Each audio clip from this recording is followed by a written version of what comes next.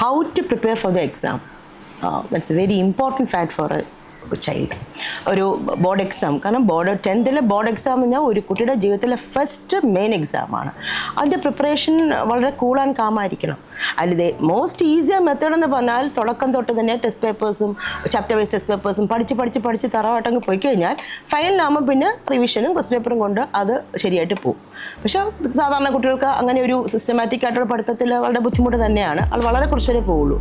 പിന്നെ ഞാൻ ചെയ്യുന്ന മെത്തേഡ് എന്ന് പറഞ്ഞാൽ last time question paper discussions ഉണ്ട്. പോർഷൻ തീർന്നു കഴിഞ്ഞാൽ ഉടനെ ക്വസ്റ്റ്യൻ പേപ്പർ ഡിസ്കഷൻസ് ഉണ്ട്, പിന്നെ മോഡൽ പേപ്പേഴ്സ് ഉണ്ട്, എക്സാംസ് ഉണ്ട്. ഇതുവഴി അവർ സ്മൂത്തായിട്ട് അങ്ങ് പോകാൻ പറ്റും. ഓക്കെ. പിന്നെ കുട്ടികൾ ടെസ്റ്റ് പേപ്പേഴ്സ് പ്രാധാന്യം വെച്ചുള്ളൂ. ടെസ്റ്റ് പേപ്പേഴ്സ് ഇഷ്ടം പോലെ എഴുതി എക്സാമിലേക്ക് എത്തുക. അപ്പോൾ വളരെ കൂളായിട്ട് നിങ്ങൾക്ക് എക്സാമിനെ ഫേസ് ചെയ്യാൻ പറ്റും.